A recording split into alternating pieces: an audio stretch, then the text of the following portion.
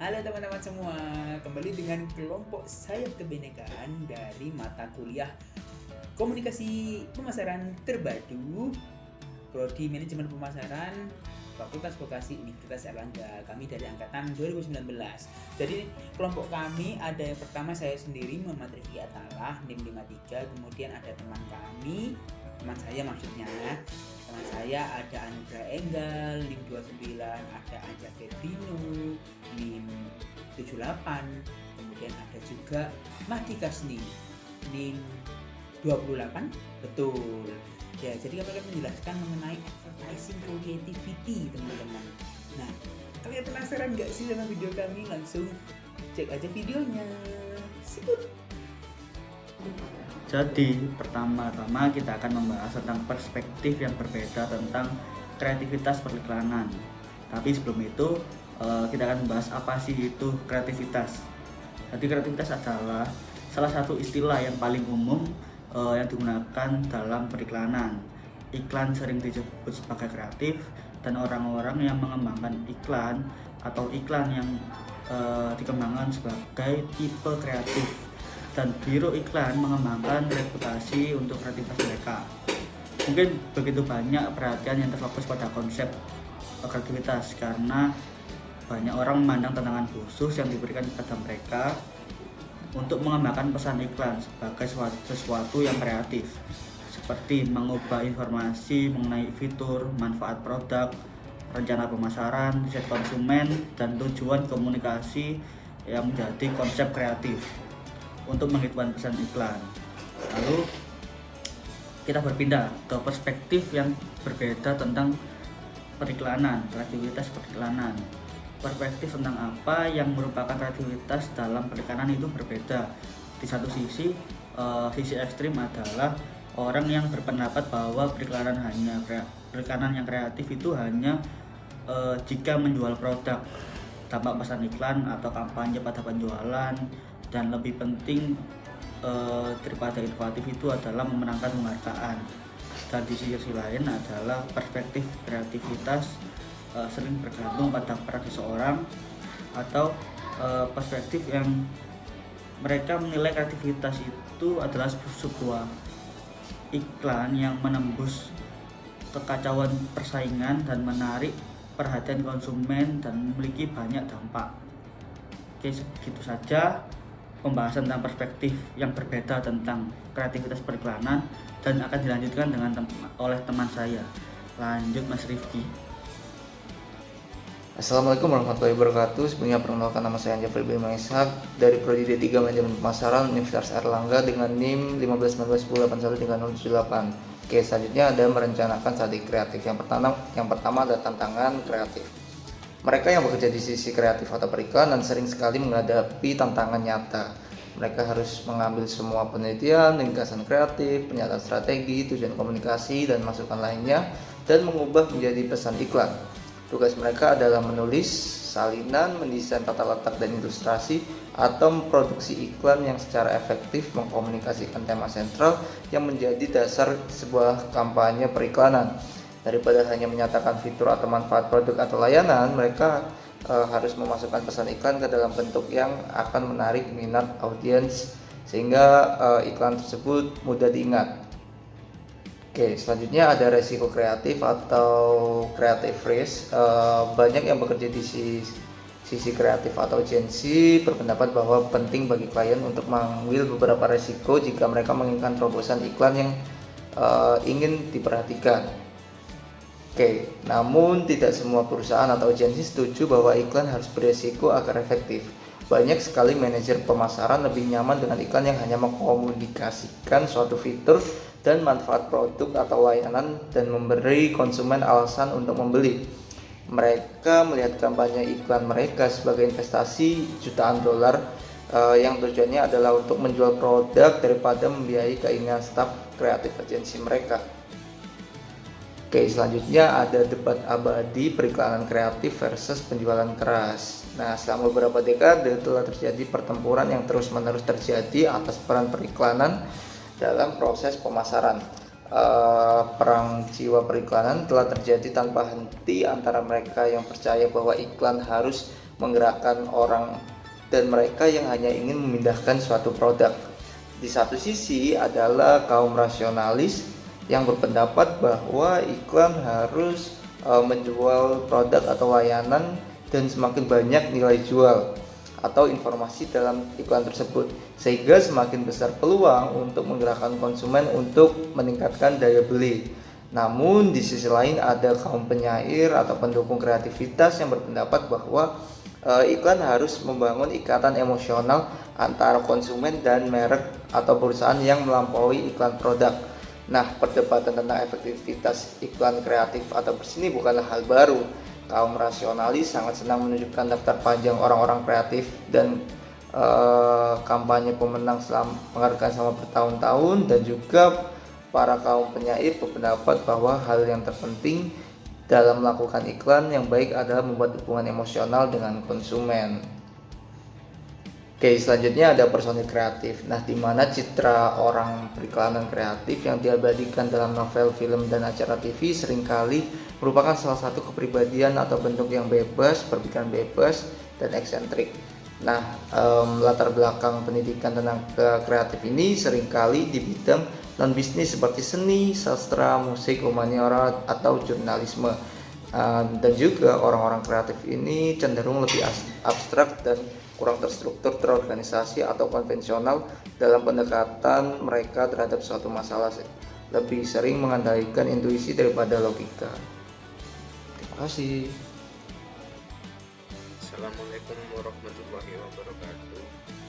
Saya Dikasih 28. Di sini saya akan menjelaskan mengenai proses kreatif. Untuk mode proses kreatif sendiri ini dibagi menjadi 5 langkah. Nah, untuk pertama yaitu penculupan, yang dimana itu untuk mengumpulkan bahan-bahan ide-ide yang baru, bahan-bahan mentah, atau informasi melalui penelitian kasar, melalui penelitian. Kemudian setelah penculupan berlanjut dengan pencernaan, yaitu dicerna informasi yang telah diambil, bahan-bahan mentah yang tadi yang telah diambil, yang telah dilakukan penelitian tadi dicerna, kemudian mencari inti dari penelitian yang tadi. Kemudian setelah pencernaan ke inkubasi. Nah, di proses inkubasi sendiri ini yaitu mendapatkan masalah dari pikiran yang ada, lalu kemudian menyerahkan informasi ke alam bawah sadar untuk melakukan pekerjaan. Nah, jadi ini seperti memunculkan niatan setelah dipikir secara matang, terus ditata prosesnya agar ide kreatif tersebut berjalan lancar. Nah, kemudian setelah proses inkubasi yaitu berlanjut ke proses penerangan. Dari proses penerangan ini, setelah proses yang sebelum-sebelumnya, dari yang berpikir secara matang, kemudian berpikir kritis, nah di tahap penerangan ini muncullah sebuah ide baru. Nah, ini dari keempat ini muncul ide baru atau lahir ide baru.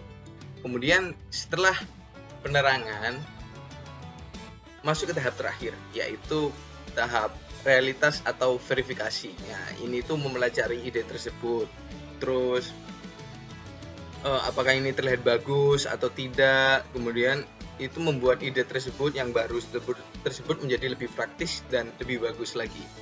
Ya, sekian dari saya mengenai proses kreativitas. Maaf bila ada salah kata. Wassalamualaikum warahmatullahi wabarakatuh. Duntis. Lanjut ke materi selanjutnya, yaitu mengenai development dari advertising creativity ya. Jadi sila tadi temanku beberapa ya sudah menyampaikan tuh tentang advertising creativity. Sekarang masuk ke strategi pengembangannya. Nah, gimana sih caranya supaya advertising itu selalu diingat sama khalayak ramai? Yang pertama adalah teman-teman harus melakukan yang namanya kampanye periklanan secara rutin dan berkala.